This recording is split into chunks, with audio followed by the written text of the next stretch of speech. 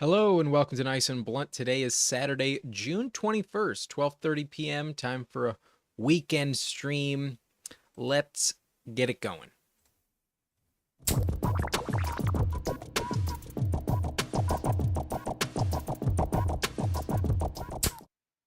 All right.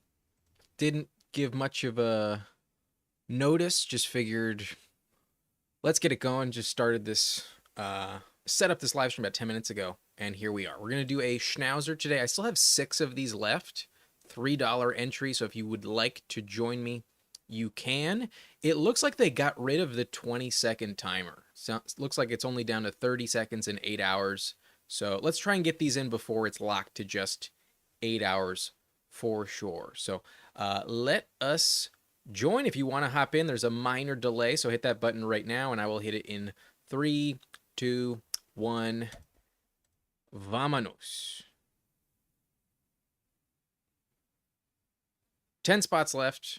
Hopefully it fills relatively soon. If you want it, you can come get it. We will be underway very shortly. But Bobby J saying, pants down, DoorDash blasted.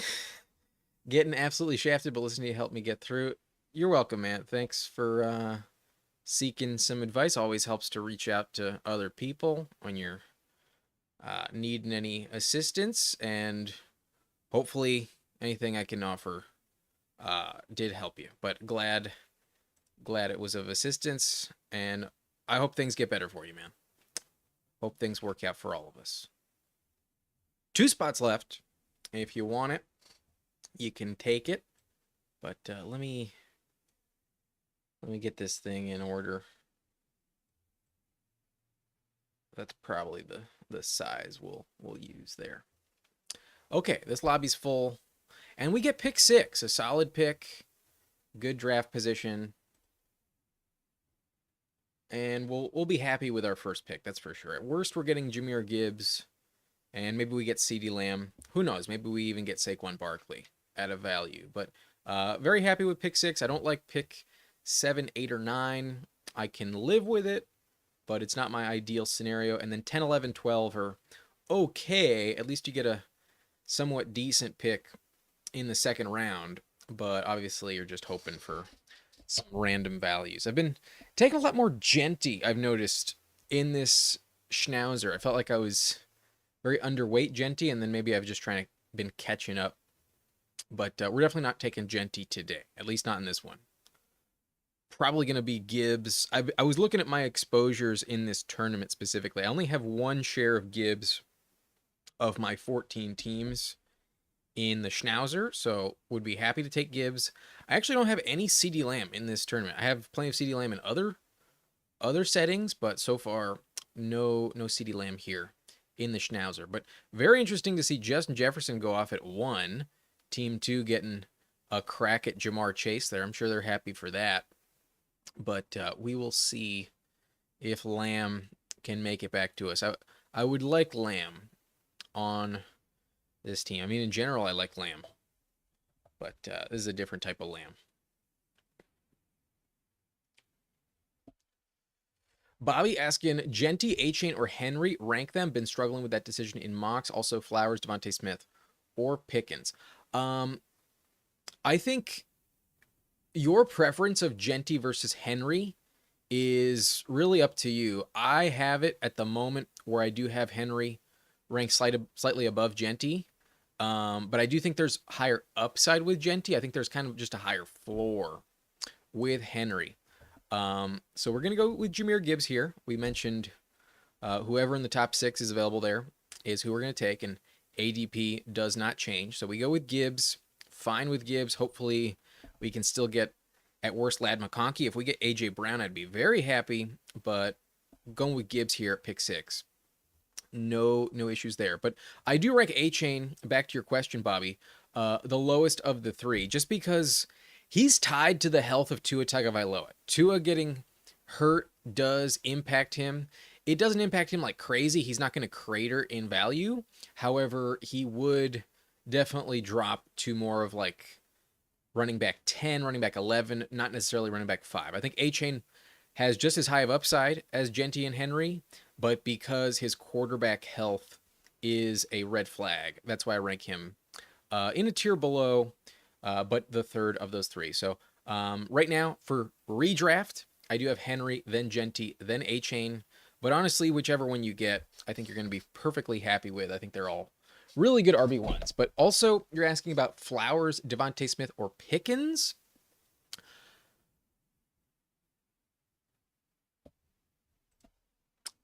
I think I would go Devontae Flowers, then Pickens. That is my preference there. But we do not get A.J. Brown. That's a bummer. And that means at pick 19, we'll take the best value on the board. We're going to start this draft off with a Gibbs and Achane start. So, running back heavy to begin. But we had a draft on the last stream where we took, I believe it was CMC, then Bowers. And we really regretted that decision of going Bowers in round 2. We wished we took Achane instead. So learning from the mistake, very happy with this consolation prize. Would have preferred to go a little bit more balanced, but we've been in the situation before. We can really catch up at receiver. It's still pretty loaded.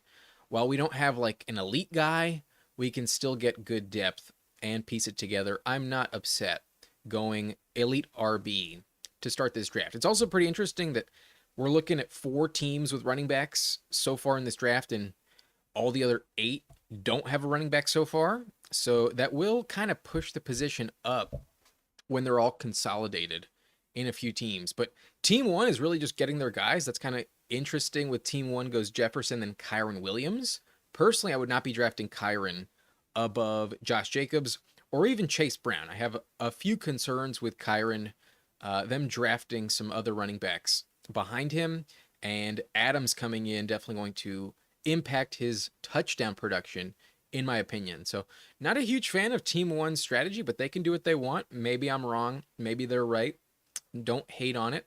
And then personally, I don't like Marvin Harrison's value above some of these other players. So team 1, not exactly the strategy I would be using, but so far, mixing it up makes this thing a little bit more interesting. But team 3 going for it, going with Jacobs there, triple running back, and team 4 ignoring receiver as well with McBride. So this is going to be a very weird draft, I think, as running back gets pushed up. And now it's making me very tempted to just take Chase Brown. I think I'm going to do it. We might regret this, but like, this is one of the ways to kind of punish some of these teams. Like, there's a massive tier break, in my opinion, beyond Chase Brown. And now there's just a bunch of teams that don't have any running backs. We might get screwed over. I'm definitely going to go like 4 receivers in a row in these next 4 rounds just to compensate. But it was between Chase Brown and Devontae Adams. I think they're both really good picks here. And even though we have Adams on the thumbnail, I already have a bunch of Adams in general. So let's swing for the fence. Let's do it. Let's go trip RBs and evaluate how we like this roster later on. It's really interesting that the only team with a receiver that started off running back is team 8. I guess team 1 counts as well. But yeah, this is a interesting lobby where there's like 4 teams heavily favoring running back, and then I guess 2 of them have that McBride-Lamar combo, but like everybody else is just on receiver. We're going to get probably some good values later on as we can ignore running back and other positions start to fall. I think in round 5, round 6, and 7, there's going to be a heavy run on the running back position where like, watch us hit like pick 75, early 7th round, and like Pacheco and Brian Robinson are flying off the board because they're the last viable running backs available. This is going to turn into a weird fight for running back values as we go on through this draft. So that's something to keep in mind. Bryce Long would rather take Bucky over Achane. I understand the hype on Bucky, but I think Bucky has a backup that's much more relevant than any backup Achane has. Like, Rachaad White's much more involved, especially in the passing game, than Jalen Wright and Ollie Gordon are in Miami. And then I'm also just a little concerned. Maybe you shouldn't panic about it, but I kind of have a bit of hesitation that Liam Cohen leaving Tampa might impact the overall Bucks offense in general. That's kind of one of the reasons why I'm high on Tootin, because I think Tootin in Liam Cohen's system could perform, maybe not exactly like Bucky Irving, but up to that potential. That's one of my hopes. So I'm a little bit worried about the loss of Liam Cohen in that offense. But I think Xavier Worthy's way too risky as my wide receiver one here. I'm going to just take... I mean, none of these receivers are like that solid. But yeah, I'm going to go Devontae Smith here. I think Smith is a little bit safer. He did miss time last year. He only had 89 targets, but he didn't play a full season. And Devontae also is like so heavily targeted down the field that in best ball, I think those like 90-yard and a touchdown games are pretty viable. But he did miss 4 games last year with 89 targets. There were some matchups where AJ Brown was missing, but like in general, you're getting pretty solid weeks. Like there are some bad ones here, a negative 2 yards, 14 yards, 29 yards, 37, 51. But otherwise, we're looking at pretty decent production. 120 yards and 2 touchdowns, 109 yards and 1 touchdown, 87 yards and a touchdown, 85 yards and a touchdown, 64 yards and a touchdown, 76 and a touchdown, 79, 84. I think Devontae's a very safe pick. I think among the round 4 receivers, I don't think Devontae Smith is overpriced for where he's going. I could definitely find some cracks in the arguments regarding Xavier Worthy, Travis Hunter, and Jameson Williams in round 4. Considered grabbing Cortland Sutton there, but there's also some other pass catchers entering Denver that make me a little concerned. So I have seen Cortland Sutton fall as well. I think we could still get Sutton. Maybe at pick 54. So far, he's still on the board at 51. So hoping for a good value. I'd be fine with Sutton here. Excuse me. I'd be fine with Sutton here. He goes. I'd be fine with Flowers here. I'd also be fine with Ridley. And if I have to, I'll take Pickens. But Pickens goes. We'll get one of my guys. I'm not going to take a swing on Waddle. Even though we have A-Chain and we have an investment in Miami already, I'm going to go with Calvin Ridley. I know for a fact he's going over 1,000 yards again, and I think he has the potential for double-digit touchdowns this year with Cam Ward. So going to take my boy, going to take Calvin Ridley, and I definitely prefer him over Jalen Waddle. However, kind of wish I grabbed Hampton there. I think Hampton in round 5 is a tremendous value. Obviously, we don't have the build to warrant Hampton. We'd be going super fragile. I guess we could have pushed it, but that feels overkill. To go Jahmyr Gibbs, A-Chain, Chase Brown, and Hampton, I might as well just only draft 4 running backs at that point. And I don't know if that's the right way to go. So we're definitely in a risky spot here with this strategy, but I think it can work, man. I think this can work. And so far, that run on running back has not quite happened yet. But I still think in these next 2 rounds, we're going to see a big run on that position. Hopefully, I'm not wrong. But so far, I still believe that will happen.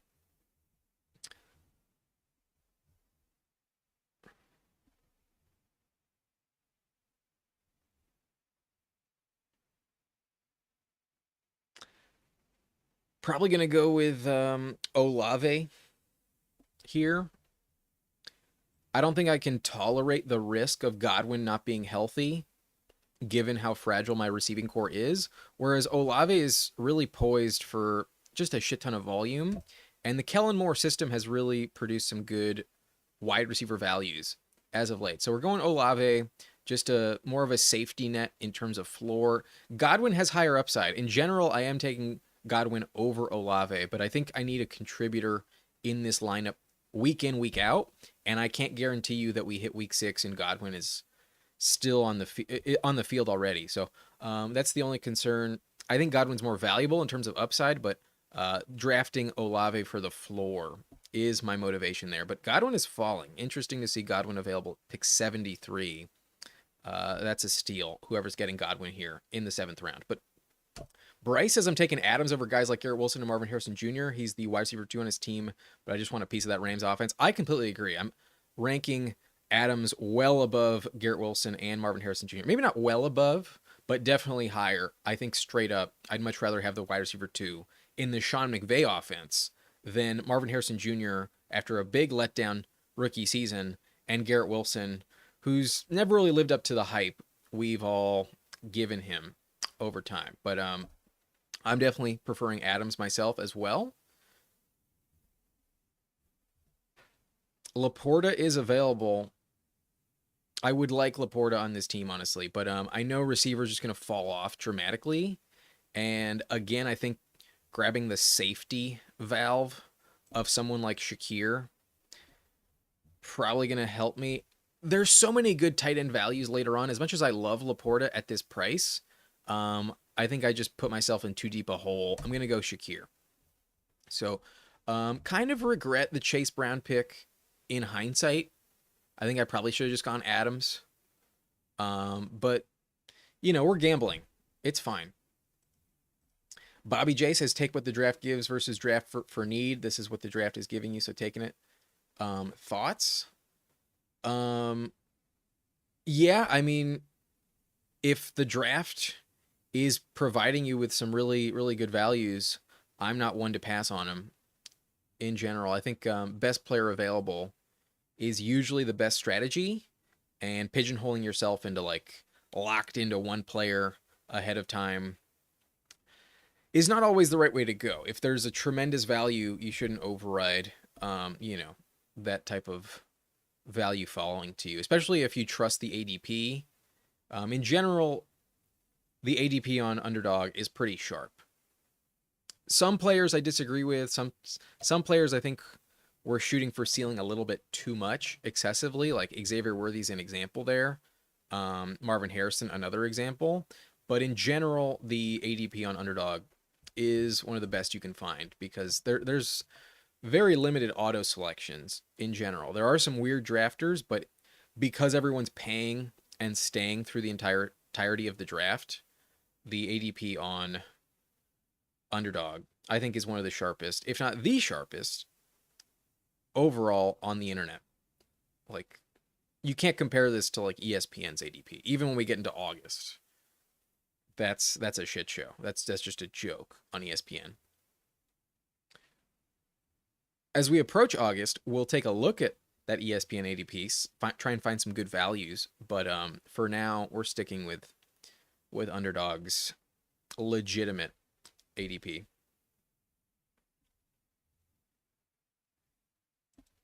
Thank you, Fantasy Dog. Appreciate you joining. And if anyone is new to the channel, go ahead and hit that subscribe button, hit that like button if you're enjoying. Don't usually draft on Saturday, but we did not draft on Monday, Wednesday, or Friday. We did Tuesday, Thursday this week, and just want to get that third stream in, as I normally do every week. But I'm going to go Josh Downs. Downs, another relatively safe pick. I'm kind of worried about the overall target share in Indianapolis. It's not like they have a good quarterback situation, but I still need receiver. Just trying to play catch up. We ignored it for the first 3 rounds. And Downs, just like Pittman, is one of those last guys I'm somewhat comfortable with in this range. I think once we pass Keon Coleman, it is a massive gamble. Not convinced that Shaheed is the same. There's also some injury risk with Shaheed. Trey Harris might not even be as valuable as Quentin Johnston, might not even be as valuable as Mike Williams, hypothetically, in the Chargers offense. Might be going overpriced. Could be a fucking smash. Definitely some potential there, but the commitment to him in my lineup, can't say I'm targeting Trey Harris that much. I kind of overdrafted him after the NFL draft took place. My Chargers bias definitely played a factor there. I got a little too hyped on Trey Harris, and I kind of regret some of my exposure to Trey Harris. I still have him at like 14%, even though I've stopped doing it since like June 1st. In the month of May, I was hitting Trey Harris a little too much. Um, he's fine, but I just wish he was going like a round or two later, closer to QJ. But stacking options for this team, we've got Daniel Jones, we've got Tyler Shuck, we have Cam Ward available, and then hypothetically we also have Tua and Jared Goff with our running backs. But right now, Bo Nix is at the top of ADP. I think we're going to take Bo Nix and then hope that Evan Ingram comes back around. So maybe with hindsight being 2020, we should have gone Cortland Sutton above Devontae Smith, but I'm not really convinced that's the correct pick. Especially if A.J. Brown were to go down, Devontae Smith would have top 5 upside. Devontae Smith would be a top 10 receiver instantly and have the potential to be a true league winner, finishing with, top 3 finishes if A.J. Brown were to go down. So I think there is much more upside with Devontae Smith and a relatively similar floor as well. We saw him fucking dominate in the Super Bowl.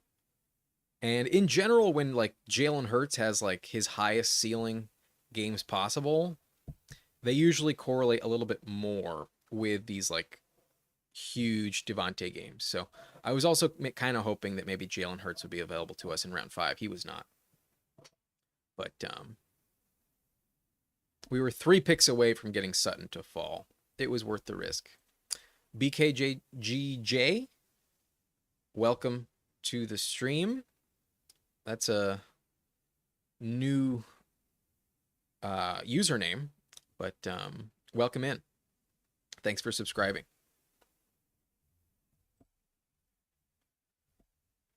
That is one kind of thing that is nice about having the comments in the chat on subscriber mode. If anyone is commenting, I know for a fact they are a subscriber. So stands for bad kid, good job. Nice. Ingram goes. We do not get the stack we were hoping for, but still Bo Nix is a valuable pick in this range. I do think the ADP on Bo Nix is very appropriate. I could argue Bo Nix is more valuable than Kyler Murray. But so far, no stacking options lined up. We'll be okay. But I think if he does not get taken, I think I'm going to go with Bateman here.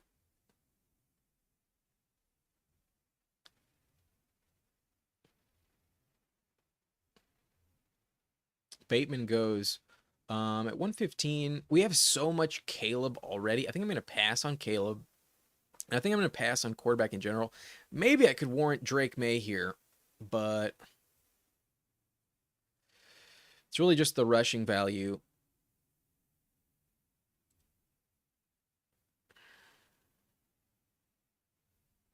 We'll see what comes back around. I'm going to go Charbonnet and get another elite upside running back. We know we're drafting 5 running backs on this team. And with our 4th here, now we can definitely justify waiting until like the last round to draft the 5th. Again, the run on running back did not exactly happen how I was expecting it. Like, in a way, some of these players did go off in round 7, but it wasn't as heavy as I had hoped. Granted, now it's starting to happen. Like, to see ETN go at 101, Najee, Jalen Warren, it's starting to hit where some of these running backs are flying off the board. But, yeah, it didn't exactly happen the way I planned it. And that's fine. Doesn't have to. We hoped it would work out. But running back is still relatively deep in general.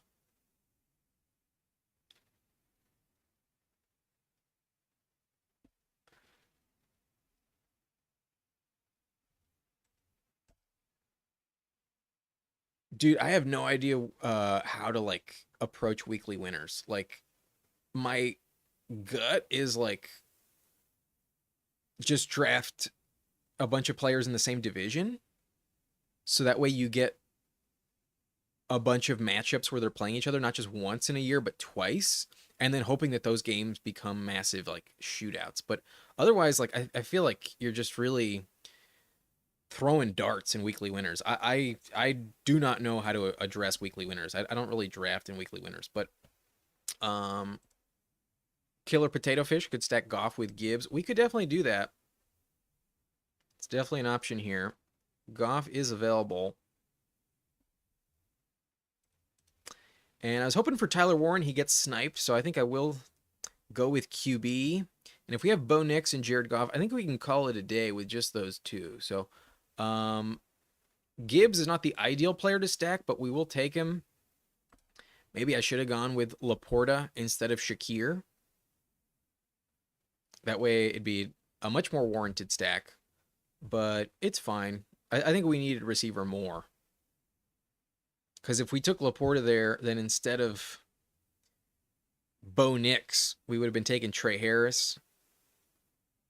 Based on how things fell to us, I think Shakir was the right pick there. I could have gone Jaden Reed as well. Jaden Reed's fine.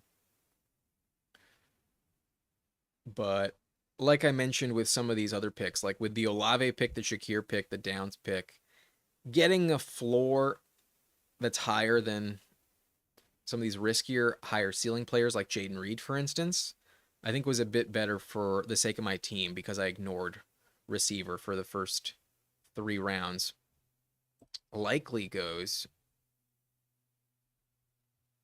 I guess I'll take Kraft. I'm definitely not trying to take Jack Betch, that's for sure. Not the best camp reports so far. I mean, it's just minicamp. It's still June. He can still pay off, but I don't have a tight end yet. So let's draft Tucker Kraft. Kraft has tremendous upside in terms of touchdown production. He had 7 last year, and I don't really think his role is changing. I'm not a believer that Musgrave will steal his job, even though when they got drafted, Musgrave was the guy originally. I do think Kraft has elevated his game to the point where he's the more valuable player for sure. But there is a world where Musgrave is actually the right tight end to draft in Green Bay. It's probably not the case. I am definitely going to put a bigger bet on Kraft, but I don't think. I think grabbing Musgrave in round 18, if you have Jordan Love, every now and then, maybe like 5% of the time, or like 3-4% of the time, it could be justified. Do I do it much? No, but there is definitely a world where Musgrave is actually the more valuable Packer tight end at the end of the season. It's possible. But as of today, I would definitely be trusting Kraft a lot more. The ADP for sure agrees with that.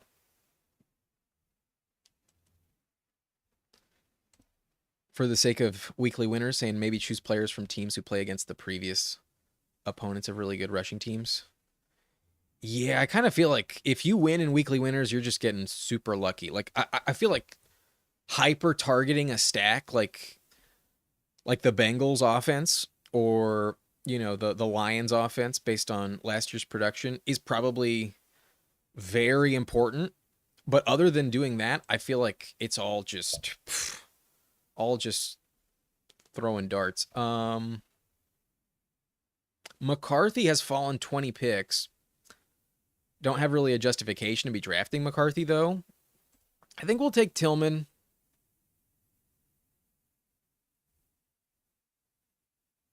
I don't need running back for sure. I'm going to grab Cedric Tillman. Tillman, very risky, but definitely a chance to work out. They did bring in Deontay Johnson and draft Harold Fannin, and it sounds like those guys are going to be involved in the passing game in Cleveland.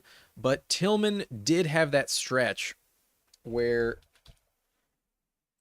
he convinced me he had potentially league-winning value. If it wasn't for the concussion, we might have gotten more production out of Tillman. But he had 3 weeks where he was just elite, averaging 10.7 targets in these 3 games, 7 catches, 85 yards per game, and 3 touchdowns.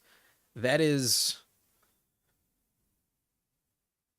18 points per game from Cedric Tillman in this 3-week stretch. Granted, these are the only 3 games in his entire career you can point to any level of success. The week after that, he had 8 targets, only 3 for 47. And then the week after that, only played 31 snaps. Just after halftime, he did get a concussion that kept him out for the last 6 weeks of the season. That's a big red flag that he can miss that much time off a concussion. If he gets concussed again, could definitely happen once more. But if you want to just believe in the upside and pray that the best case scenario does materialize, then those 3 games where he was averaging 18 points is something to read into. But he also has pretty decent measurables. I remember comparing him to Nico Collins in terms of his production, his player profile. Like, his best comp is literally Nico Collins, and he's 6'3", 213, runs a 4.5. We go to Nico Collins, 6'4", 215, runs a 4.5 as well. His quarterback nowhere near the same, but I don't know. We could go Brenton Strange, but we have Bo Nix. We don't have him stacked. We're going to go with Pat Bryant. There is some camp talk that's hyping up Pat Bryant. And compared to the ADP on Marvin Mims, if you're looking for a back stack on Bo Nix, this is definitely a much more appropriately ranked player. Granted, maybe the hype has gone a little bit overboard. Like, I feel like this is where Marvin Mims should be going, and then Pat Bryant should probably be going like a round after. But we have Bo Nix. We need some Denver Broncos exposure, so we'll take him. J.K. Dobbins already off the board at 140. Dobbins has just flown up the board. Musgrave was talked up last year. He did get hurt, though. Musgrave had a lot of missed time last year. Couldn't stay healthy. And then once he came back, he was just so irrelevant. But it's not like he did much before he got hurt. He was really not playing very well. His snap percentage was pretty negligible, and then he clearly lost his job to Tucker Kraft once he came back. So for Musgrave to have any success, it's going to probably be tied to Kraft getting hurt. But I don't see a big talent gap between the two in terms of potential. It's kind of just who has earned the trust, and Kraft has probably earned it. But that's kind of a bummer. I was hoping for Strange there. We need a tight end on this team. We can go Mike Gesicki, I suppose. These receivers are relatively gross. Gesicki hoping for some touchdown positive regression. But 3 of the last 4 years, he only has 2 touchdowns. It probably doesn't change very much. And the only issue with Gesicki was that a lot of his production was completely tied to T. Higgins' injuries. Gesicki wasn't exactly a weekly contributor unless Higgins was down. So hoping for maybe that to repeat. But we also have Chase Brown. We have an investment in the Bengals offense, and both of their target shares would go up and increase if Higgins or obviously Jamar Chase were to get hurt. So playing the insurance game, but would have much rather had Brenton Strange there at pick 174 than Mike Gesicki. I think Brenton Strange has a much better path for viability in fantasy than Gesicki. But both equally high upside. I would just expect probably more targets for Strange. But there's no real competition for Gesicki in terms of tight end snaps.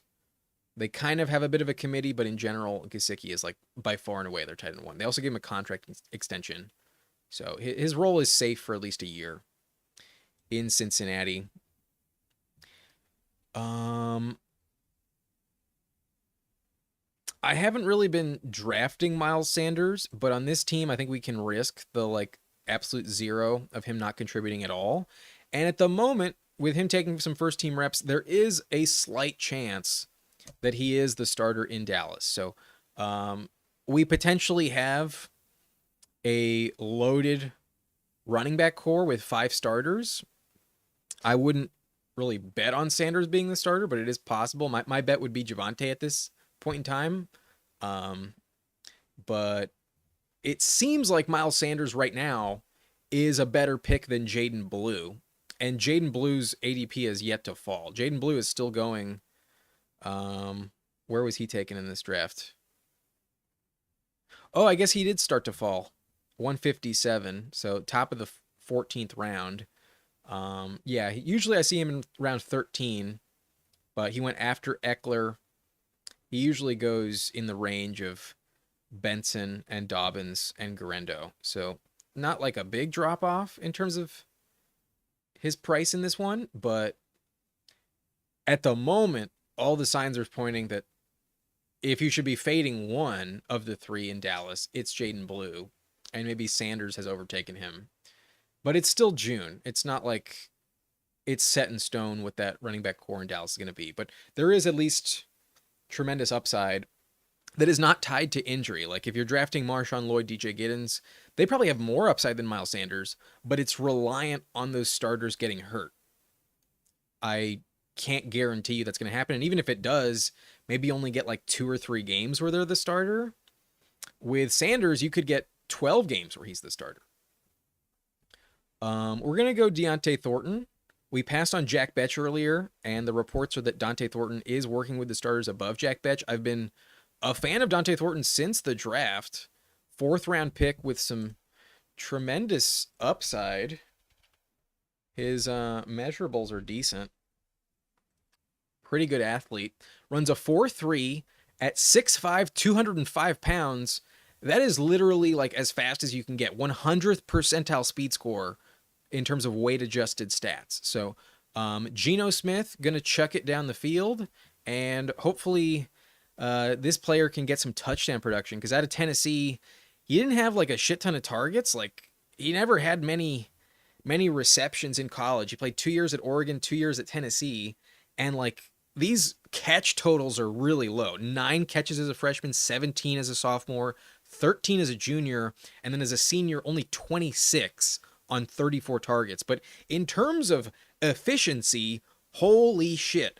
25 yards per catch, like 661 yards and 6 touchdowns, only 26 catches.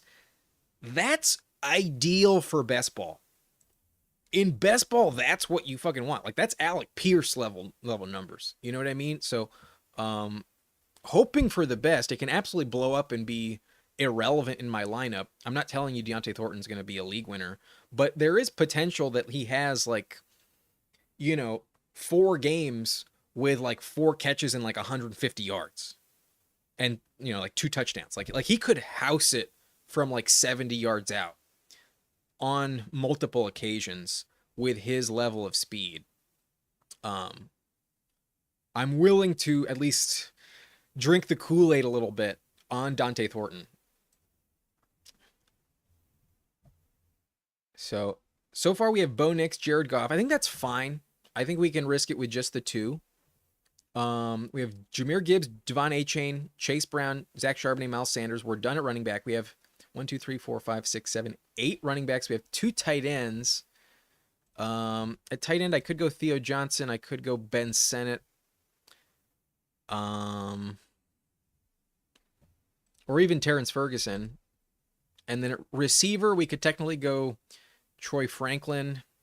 Tesla went off, so we can't stack him. I don't think I'm going to force it with Troy Franklin. Let's go Theo Johnson. I think Theo Johnson has some true potential this year, especially if Jackson Dart can be an effective quarterback. Because Theo Johnson, before he got hurt, was starting to find his stride. These last 5 games of his before his injury, I believe he had a Lisfranc injury. Let me pull up his injury concerns. What injury did he have? I think it was a foot injury. No, back injury. My mistake. Back injury for Theo Johnson. Um,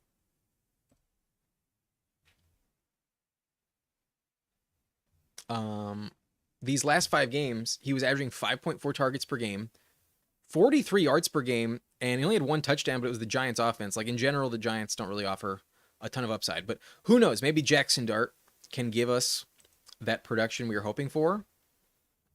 Theo Johnson will be on the field. There's definitely not a threat for him in terms of snaps. It's just a question of will he stay healthy. So the floor, I think, is enough to be viable at this price. It's round 18. There's not much risk. And with Tucker Kraft, Mike Gesicki, I don't feel confident enough with this combo where, like, I'm super safe. So maybe we should have drafted a 9th receiver on this team.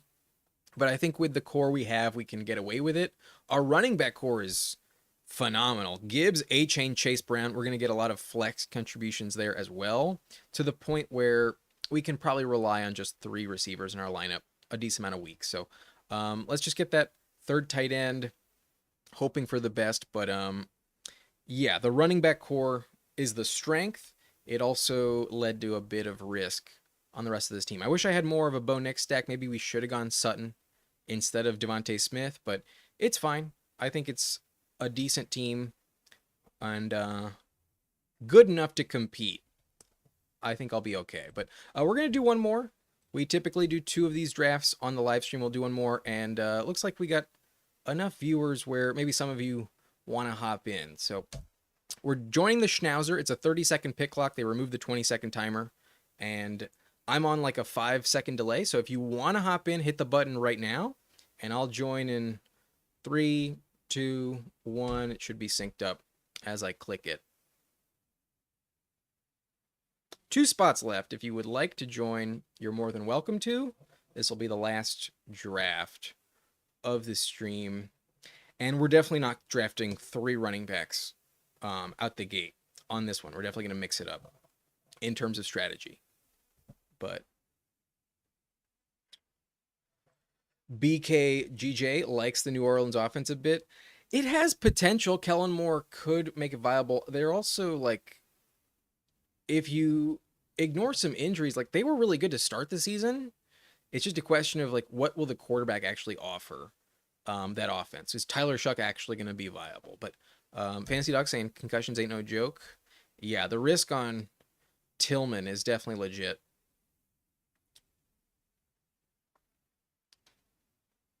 Bobby J likes Isaiah Likely later. I've drafted a lot of Isaiah Likely as well. I really like Likely, but in terms of where we were taking tight end at the end of the draft, he's not going that late.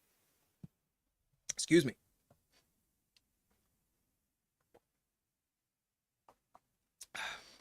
Need some water. But thank you all for joining me today. If you're new, hit that subscribe button. Thank you for hitting the like button as well. And yeah, we are 10 seconds away from this draft starting. We have pick 10. Not the end of the world, but definitely more of a position where we're inclined to go receiver at the gate. Yeah, maybe we ignore running back, go with more of a 0 RB build, a complete antithesis, the opposite strategy compared to what we just did with the Gibbs, A-Chain, Chase Brown start. But in terms of, like, safe picks in their respective rounds, I do think Gibbs, A-Chain, and Chase Brown are an excellent trio to start with. I don't see much risk with any of them other than, the inevitable injuries that plague at least like 15-20% of the league. You could just get unlucky with injuries, but otherwise I don't really see a world where they massively underperform their ADPs early on. Josh Carrero saying always try and get two quarterbacks, in my opinion, like Josh Allen and Jaden Daniels or Josh Allen and Bo Nix in case the main quarterback gets injured. Oh, you absolutely need at least two quarterbacks in this format. There's been some talk that three quarterbacks is kind of the way to go at the moment. I'm not totally convinced. Like there are some teams where I'm targeting three quarterbacks, but it's all about like the investment. I absolutely need two. I don't think you can get away with just one on underdog. You really need two. But that third, it's all dependent on when you draft the first two. Like if you're drafting the first two in rounds like 9 and 10 back to back, you can get away with not needing the third. We drafted Knicks and Goff in rounds like 9 and 11, and I think that's kind of the same. But we're gonna go Neighbors and AJ Brown. We're drafting receiver heavy this time around. We are shifting gears. I wouldn't necessarily say that AJ Brown is more valuable than Derrick Henry or Devon Achane, but if you watch the last draft, we are completely pivoting off of running back early for the sake of this team. Need some different exposure. I also don't think I have a ton of AJ Brown in this contest. Yeah, my exposure to AJ Brown is relatively slim, but Neighbors is kind of a dark horse to be the wide receiver one this year. Neighbors missed 2 games last year and still finished with 170 targets as a rookie. And we believe his quarterback situation is going to improve, especially if we get like 5 games with Jameis Winston. We're going to see those 18, 15 target games repeat. But like 170 targets in 15 games, how many is that per game? 11.3. On a full season, Malik Neighbors was on a pace for 193 targets. I don't think that's going down. I think that can actually go up. If he stays healthy, I think he could crack 200 targets. I really do. And last year I was kind of down on Neighbors. I didn't really trust his price, but I just didn't expect that volume to be that high. Like I thought he'd get like 150 targets in a full season, and he hit 170 while missing 2 games. Like any of my concerns on Neighbors were just proved wrong. Now he didn't score many touchdowns. That's the problem in New York. 4 of his touchdowns were scored at the end of the season. If you started him in week 17 in the fantasy championship, then he fucking smashed. But there were a lot of weeks where he did not find the end zone. Like he had two touchdown games. He scored in week 18. That doesn't count for fantasy. So 1, 2, 3, 4, 5, 6, 7, 8, 9. He had 10 weeks with no touchdown. And that's basically what I was kind of expecting.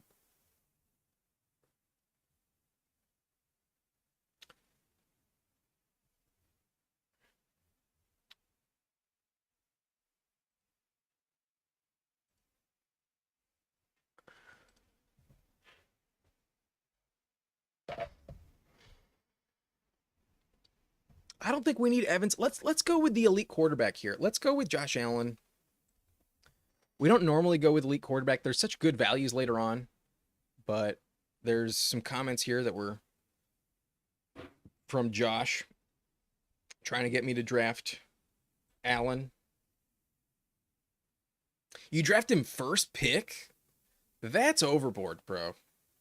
In round 1? You can risk getting a value on him, bro.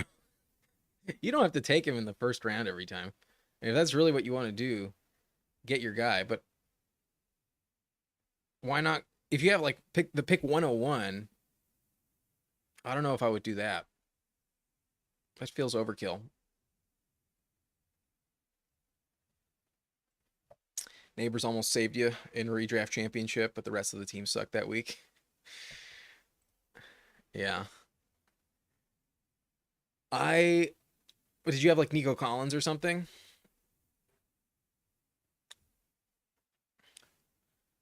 Nico was a big letdown. But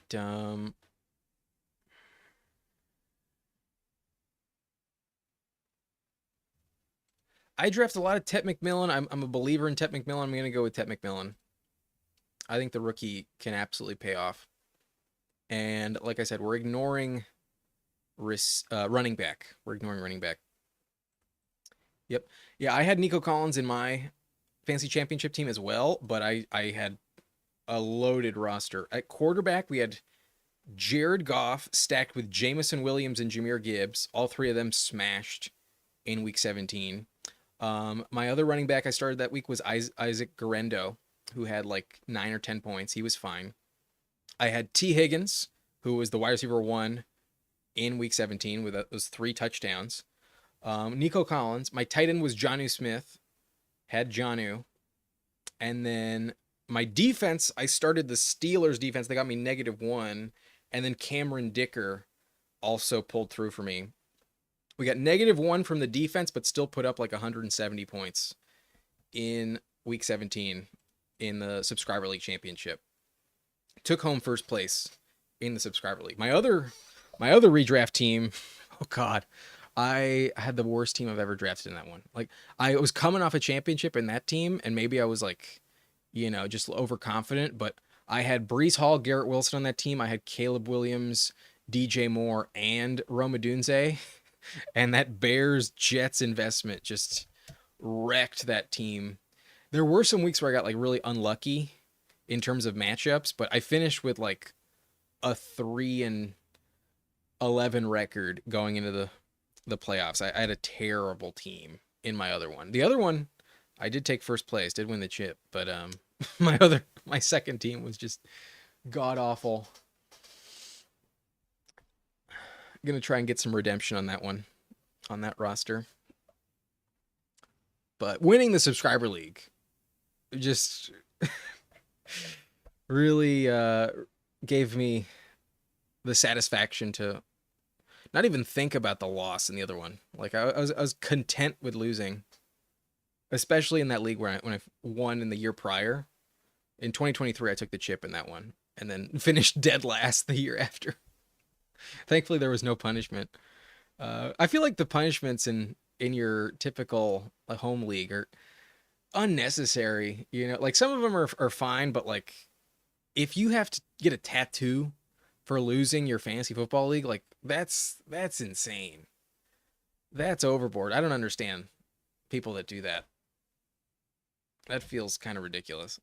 I think we're gonna go with Kamara here.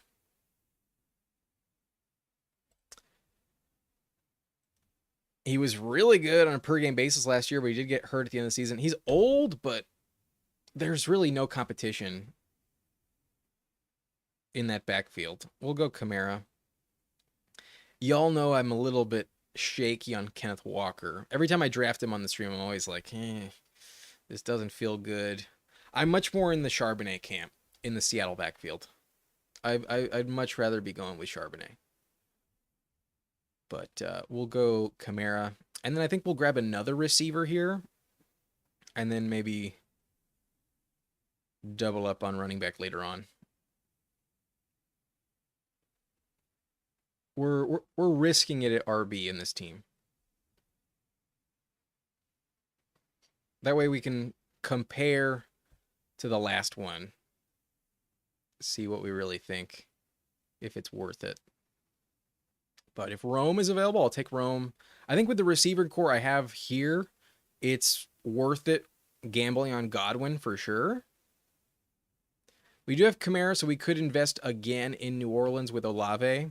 But we took Olave in the last one. Maybe we don't take him again. Who does this team take? This team's decision will probably decide who I go with. They go with Rome, so that means I'll go with Godwin. I do think Godwin has a shot to be another top 10 player at the position again. That's what he was on a per game basis last year before getting hurt.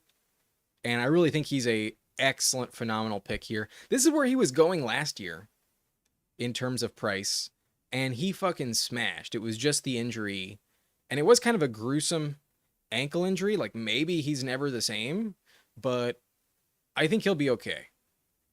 I don't think he's going to miss that much time either. I don't think he misses more than like 4 games. That's my opinion. Killer Potatoes. I had A Rich, Love, who were both hurt, so I picked up May, who got 9 points. Oh yeah, May had a terrible week 17. Him and Hunter Henry were like such big letdowns in that game. I believe that was the Chargers matchup. I think he also went down with a concussion, missed like a few snaps. I'm pretty sure that's what their matchup was. But sheesh is right. Yeah. I remember I kind of endorsed Hunter Henry that week, and he put up a bagel, and I was like, oh damn, I feel bad for ranking him in the top 12 as a bye week, as a fill in or flyer. I guess at that point in the season there's no bye weeks, but as a viable start, that was a bad call. Henry was ass in that one.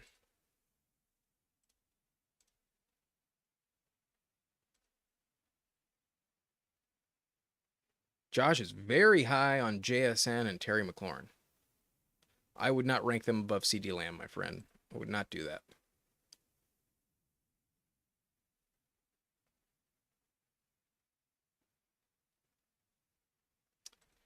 Kittle can definitely be tight end 1.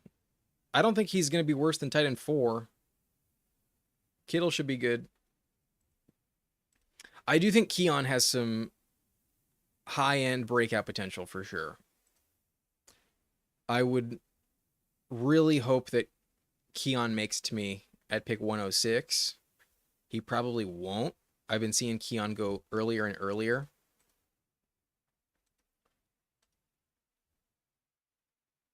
But with Josh Allen, I would like to have a stack. The stack I typically end up getting with Allen is usually Dalton Kincaid. Just because it's kind of rare that Shakir falls to you at this spot. He might. He has a chance to make it to us here at pick 82. But oftentimes it doesn't happen. And then Keon used to be an easy stacking option. Now, as people have wisened up to him, especially in best ball, I think Keon's a very good pick at ADP. It's much more difficult to get him. Right, there is Josh Palmer as well. Yeah, we get sniped on Shakir.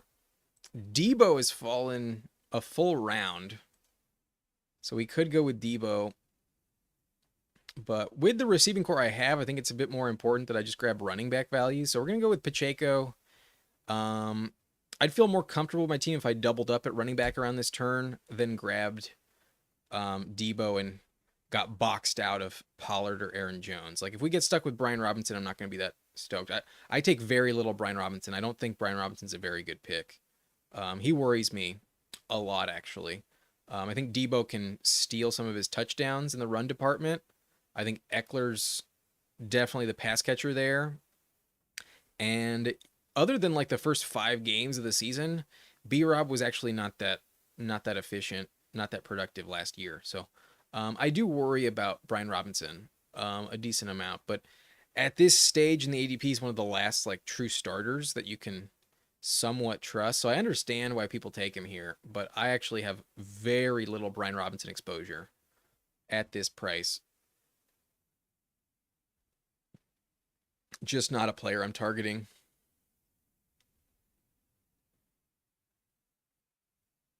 Hawkinson goes. Would have considered Hawkinson, but instead we get Aaron Jones, another Minnesota Viking. And while he might lose his goal line work to Mason, according to reports, I don't really see it. I still think Aaron Jones is far more talented, far better player than Jordan Mason. In my book, I don't understand why Aaron Jones and Jordan Mason are going within a round of each other. Give me Aaron Jones all day over Jordan Mason. I know he's going to be 31 in December, but like I don't really care. I think he's absolutely worth that injury risk at his age. Bills also signed Elijah Moore. This is true.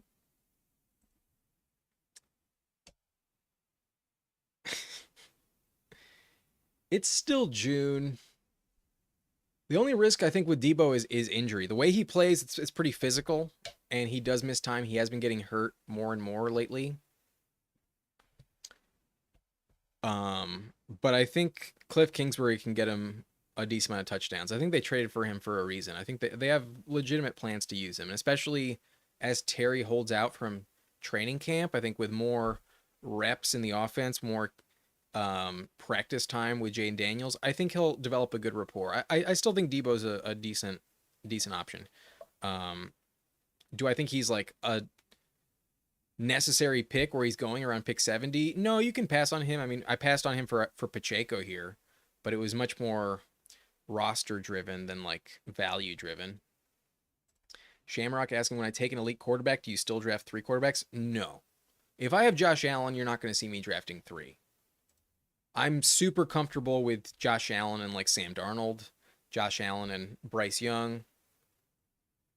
Obviously, if we get a quarterback in the next 2-3 rounds, that's better combination. But no, I don't see any point in drafting an elite QB like Allen, Daniels, or Lamar, and then also having 2 backups behind them. Like unless you're drafting both Daniel Jones and Anthony Richardson, hypothetically, then no, I would never be drafting 3 quarterbacks when I take Josh Allen in the 3rd.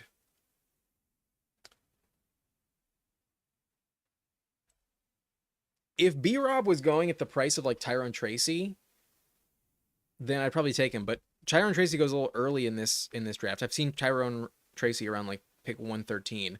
I think Brian Robinson should be going where he was going last year, which is a full round and a half, almost 2 rounds later. Last year, Brian Robinson's ADP was like 108, 106. You could get him at 115 sometimes. That I think would be way more justified. I would be smashing Brian Robinson if he fell that late. But I don't. Maybe I'm just unlucky. I don't ever see him fall in drafts that much. Like for him to go past pick 95 is very very rare. I never see it happen. But in the 100s, I'd be more comfortable with it. In round 9, I'd definitely take him a bit more. But early round 8, I think it's too high. I think Aaron Jones has way way more upside than Brian Robinson Jr. I even think Eckler could actually outscore him. Probably not, but I think it's possible. Um, hmm. Yeah, we missed out on Keon. That's a bit unfortunate. Maybe we take Shaheed. I mean, before Shaheed went down, he was actually really productive.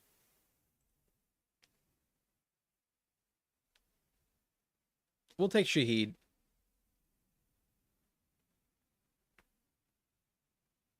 He is a deep threat. So in best ball, it's a bit more warranted. And Shaheed was going at this price last year. So if he can just stay the same, then just like last year on a per game basis, he will outperform this ADP. But coming off that injury, maybe he misses some time. Maybe he gets injured again. There is some risk with Shaheed, but a very limited target share in New Orleans in the first place. And they barely drafted anyone to really compete with him and Olave. So he will be running a ton of routes. We also already have an investment in New Orleans. Maybe this is a Tyler Shuck team. Maybe we pair up Josh Allen with Tyler Shuck.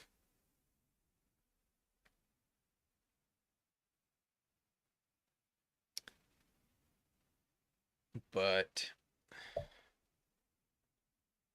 we don't have a tight end yet. And I don't really think that the fall in ADP on Jonnu is that warranted. Like, I think people are overreacting a little bit. So as he falls down the board, I'm willing to mix him in. We'll go Jonnu here.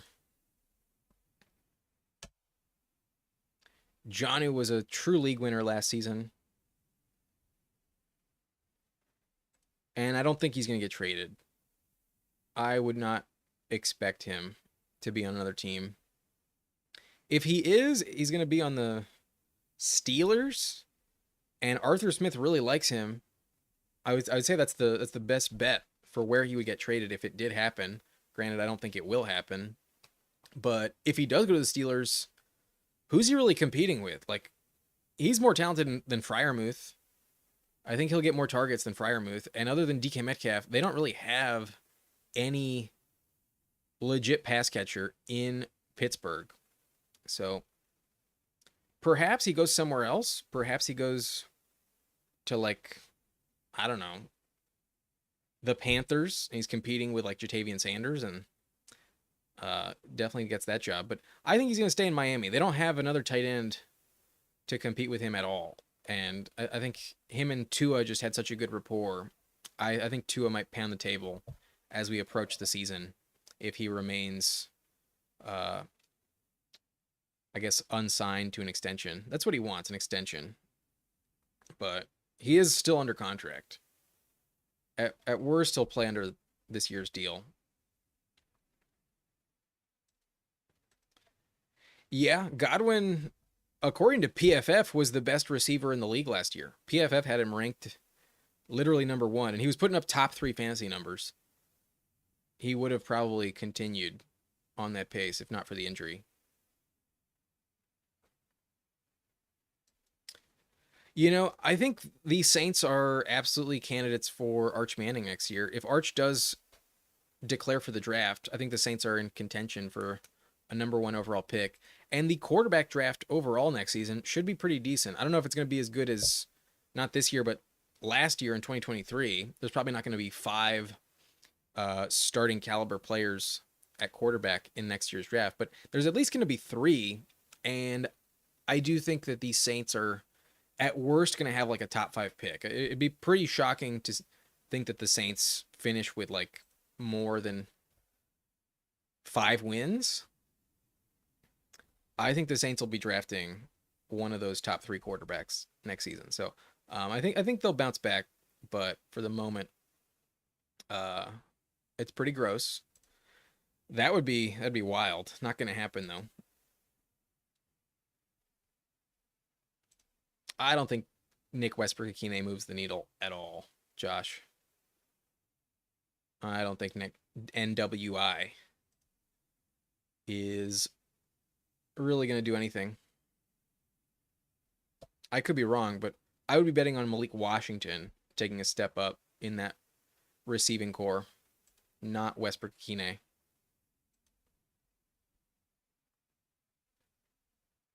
Okay, so we have Josh Allen, Kamara, Pacheco, Aaron Jones, Neighbors, A.J. Brown, Tet McMillan, Chris Godwin, Rashid Shaheed, and Jonnu Smith.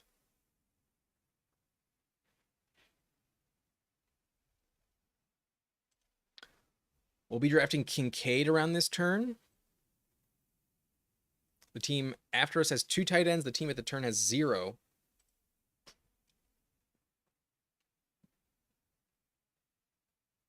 And I doubt they double tap the position. So unless this team goes, I think we'll leave Loveland for that team at 12.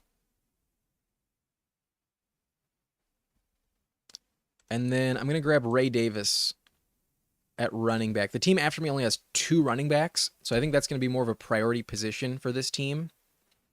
And I would like to get multiple Bills on this wraparound at the 11-12 turn to stack with Josh Allen. I would like for that to be the case.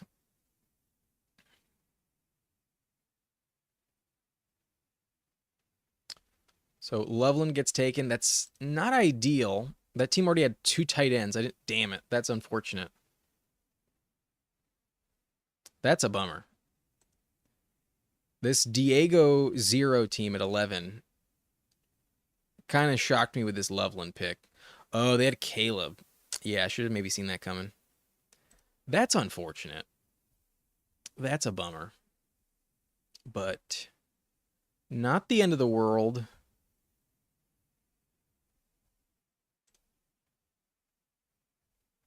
And we have Jonnu, so it's fine. I'm going to go Tajay.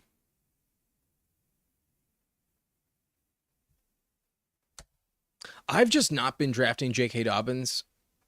I wish I took him more when he was at like pick 190, obviously. I wish I had more exposure to him. I have a little bit of J.K. Dobbins, not much. Obviously, he's much more valuable now that he's in Denver. I thought he was just going to end up staying in the Chargers offense as their 3rd stringer. But that did not happen. Now that he's going around 140, I think it's a little too high because Dobbins still has like a crap ton of injury risk. Like if Dobbins only plays 3 games and then is out for the year with another ACL tear, who would be surprised? You know what I'm saying? So I think that's a little bit of an overkill in terms of his rise in ADP. I think it's just been too dramatic. So I think if he was going around like 160, I would take him a lot. But at 140, 135, where we're on the board there, not ideal. Also, this tournament has been open long enough where you're competing with other teams that were taking him in like the 16th, 17th round. Like there are teams in this tournament that were getting him at pick 200. And for that reason, I don't really think it's that important to be taking him at 140 now that his ADP has dramatically skyrocketed. So, although you can definitely points to some talent, some upside, it can absolutely work out.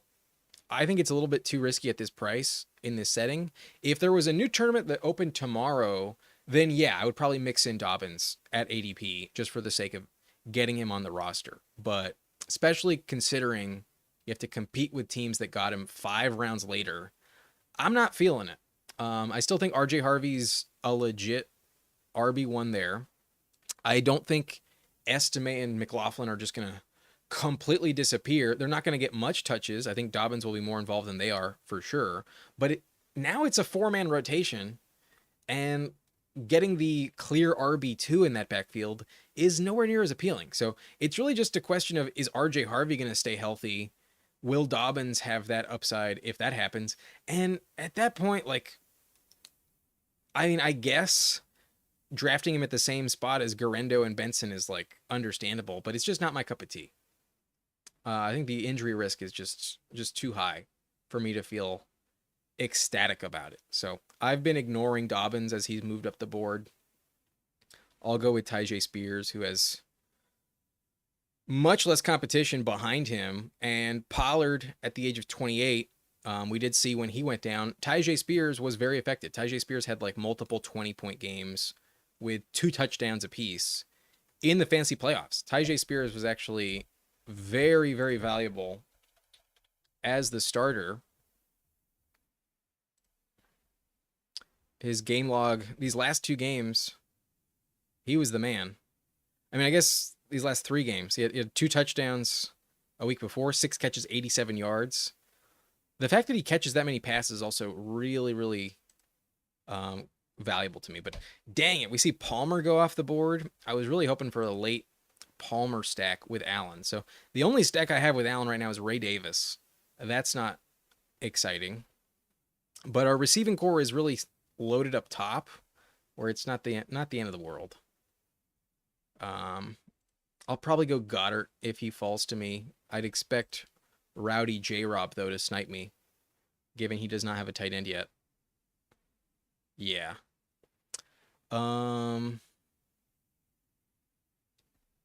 We took Tillman in the last one. We could take him again here, but it's not really speaking to me like crazy. We have Godwin, and if Godwin misses time, let's take a gamble on Jalen McMillan. Obviously, I'd rather have Igbuka than McMillan, but we'll go Jalen McMillan for a bit of a insurance policy on Godwin.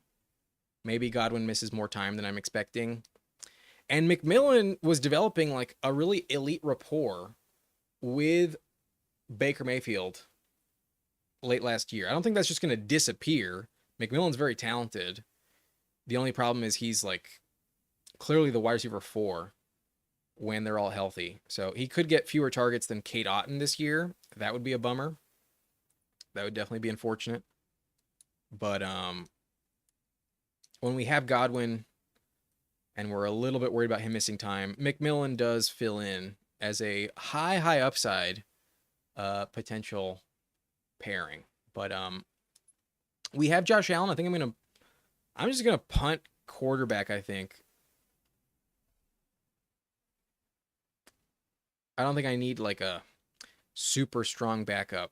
And even though Bryce Young, Matthew Stafford are appealing, I think in the next round we can still get someone to fall back around to us. So Instead, I'm going to go with Freiermuth. I'd much rather draft Freiermuth than Kyle Pitts. And essentially, this is just doubling down on my bet that Jonnu Smith does not get traded. Because, like I was saying, the most likely trade candidate for him is the Steelers. And if that doesn't happen, Freiermuth is, again, the number 2 target in that offense. Freiermuth could definitely put up another 8 touchdowns this year. I think he had 7 last season. And in terms of points per game, Freiermuth was actually just as valuable as Tucker Kraft last year. He was more of a floor play in terms of how he got there, but he did put up the exact same amount of points per game as Tucker Kraft. And Kraft is going 30 picks higher. So I don't really understand why Freiermuth is going this late in the draft. I'd rather have Freiermuth than Kyle Pitts, for sure. There's also some rumors that Kyle Pitts is a trade candidate, which I guess I can understand in his last year of his contract. Definitely possible, but I don't trust Kyle Pitts unless I have Michael Penix and I'm setting myself up for a heavy Atlanta Falcons stack. I'm not targeting Kyle Pitts. Back in April, when I saw Kyle Pitts ADP, when he's going as tight end 18 off the board, that actually sounds somewhat appropriate. But then I realized guys like Pat Freiermuth and Hunter Henry are going after him, and at that stage, fuck no. Give me the safety nets of Hunter Henry and Freiermuth, definitely above Kyle Pitts. So we will go in that direction. It also opens us up for an Aaron Rodgers stack. Shamrock saying Rodgers is looking to get Calvin Austin more involved. In terms of downfield threats, yeah, Calvin Austin has the speed. He could offer that MVS type of role, dating back to Rodgers' days in Green Bay. Definitely see that as a viable possibility. But I think Roman Wilson is more talented than Calvin Austin. I would draft a bit more Roman Wilson than Calvin Austin, personally. But I'd only really do it if I'm stacking with Rodgers. And that's probably what we're going to do on this team. We have Freiermuth, so at least there's someone to stack with. We don't have anyone to stack with Darnold. Obviously, there's some back stacks to consider, like Calvin Austin or Torrey Horton. Speaking of MVS, also on the Seahawks, that's a potential selection. But on this team, I'm going to go with 2 quarterbacks, 2 tight ends. So we're done at tight end. I think I'm going to draft one more running back. I think starting with Kamara and Pacheco as my starting 2, with the health and age concerns of Aaron Jones. I think having a 6th is a good strategy on this team, especially with only 2 tight ends, 2 quarterbacks. And then that means we can afford 8 receivers. We have 4 picks left. So 2 receivers, 1 running back, 1 quarterback the rest of the way. That'll be the way we'll go. But these teams have Caleb and Stroud, Lamar and Daniels. Okay, so that team at 12 is definitely not drafting another quarterback. And then this team that sniped us kind of on tight end, they don't have anyone to stack with Rodgers. So I think what I'm going to do is maybe get ahead of this team on running back because they only have 3. Try and bury them a little bit. I think Braylon Allen is way more valuable than Nick Chubb this year. So if Allen is there, I'll go Braylon. Also some divisional correlation with Josh Allen and the Bills. But, Braylon goes. So maybe I don't risk it. Maybe I just take Aaron Rodgers to avoid getting sniped. Because I don't really see a huge difference between any of these other players. I don't need a tight end. I'm comfortable with who I have. Yeah, we'll just take Aaron Rodgers.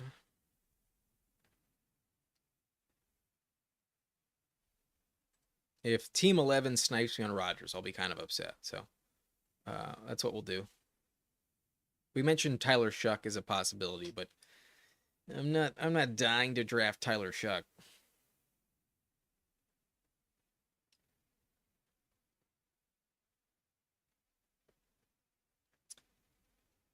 And then we need 2 receivers, 1 running back.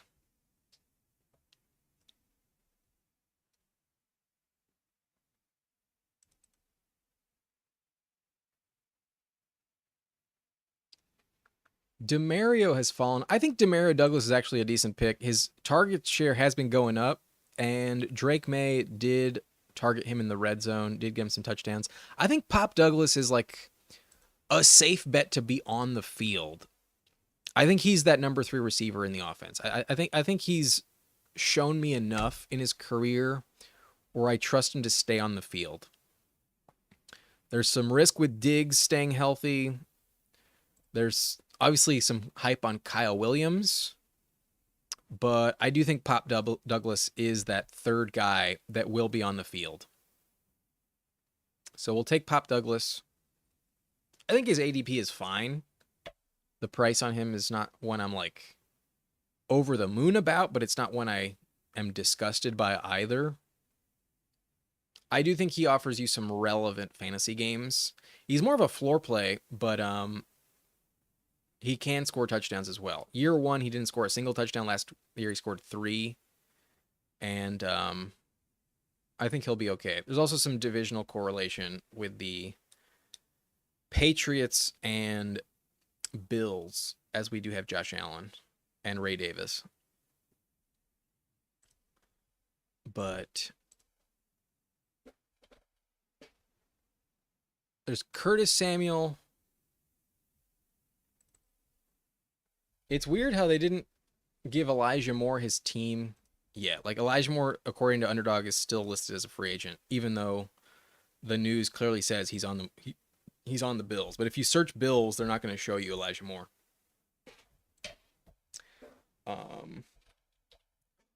And then Calvin Austin was just taken, so can't stack him. We'll be looking at Roman Wilson for sure. I think Roman Wilson is much more talented. Josh thinks DJ Moore will get more touchdowns this season because of Keenan Allen is gone. It's possible, but I think most of those targets that Keenan relinquishes are going to go to Rome Odunze as well as Luther Burden. I'm not convinced that DJ Moore has an increased target share this year. If they didn't draft Burden, I would be all aboard the DJ Moore train, but the fact they drafted both Loveland and Burden with their first 2 picks, Ben Johnson is not really singing DJ Moore's praises these days. So I'd be a bit worried about the DJ Moore resurgence. In general, DJ Moore has never really been like a high touchdown producer. He only like that 1 year with Justin Fields in Chicago was he like really good. Otherwise, the only like really good stretch in terms of touchdowns was after Christian McCaffrey got traded in Carolina when they literally had no one else to throw the ball to. He had like a decent stretch in that second half of that year. And then with Justin Fields, he had like 4 really good games. But otherwise, DJ Moore is usually only getting you like 4 touchdowns. Here, I'll pull this up.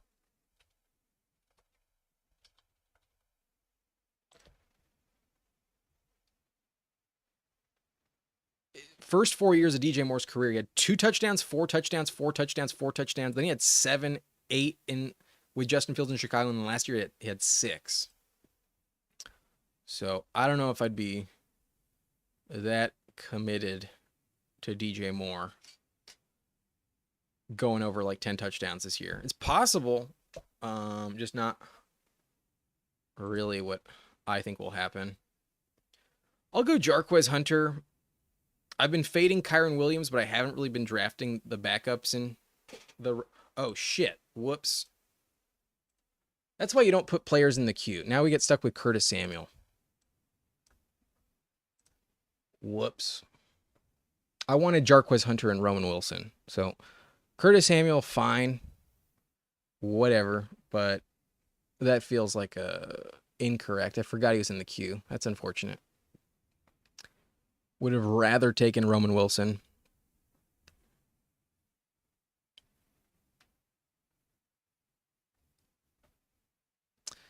But who knows? Maybe Curtis Samuel is the piece you need. Last year I was all on board with Curtis Samuel, and it totally blew up in my face. Yeah, we'll take Jarquez Hunter, who falls 10 spots here. I mean, in round 18, who cares? It's all kind of the same, but we'll take Jarquez Hunter. Maybe Kyron does go down, or maybe it's more of a committee. So this is the roster.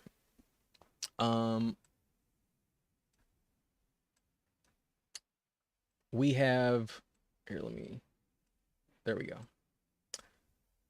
At QB, we have Josh Allen and Aaron Rodgers. Definitely can get by with just those two. At running back, we have Alvin Kamara, Isaiah Pacheco, Aaron Jones, Ray Davis, Tyjae Spears, Jarquez Hunter. A bit of age and injury concerns with our top three. Like, if you told me Kamara, Pacheco, and Aaron Jones all missed like 6 games apiece, I wouldn't be that surprised. But I do think some of the handcuffs and backups we have are high enough upside picks where it can definitely work out and be fine. Ray Davis, I love drafting Ray Davis. I take him a ton. He's my most drafted player overall. Tyjae, I think, is a good pick at ADP. We got him 6 picks in terms of a discount. And then Hunter, it's worth taking a flyer on the backups in the Rams backfield. And then receiving core is very strong. We have Malik Neighbors, A.J. Brown, Tet McMillan, Chris Godwin, along with Jalen McMillan, Rashid Shaheed, Demario Douglas, and unfortunately Curtis Samuel. But who knows? Maybe Curtis Samuel does pop off. And then tight end, if that Jonnu Smith trade does happen and he goes to Pittsburgh, then that's going to suck for the sake of our tight end core. But it will work out for our stack at the very least. But that's the only risk if Jonnu does indeed get traded to Pittsburgh. That would be a shame. But I don't think it's going to happen. I think we're definitely going to compete with these two. I think we're going to be fine.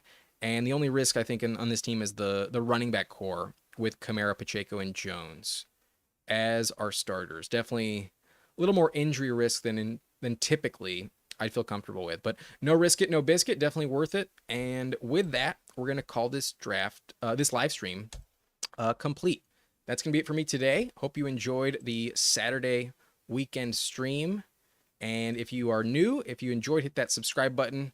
Thank you all for hitting the like button as well. And hopefully I will see you on the next one. If you want to draft with me, I'll be back here on Monday in the afternoon around 2:30, 3 p.m. Back on YouTube. But peace out. Hope you guys have a good weekend and everyone stays safe and enjoys themselves. Peace out, everyone. Goodbye.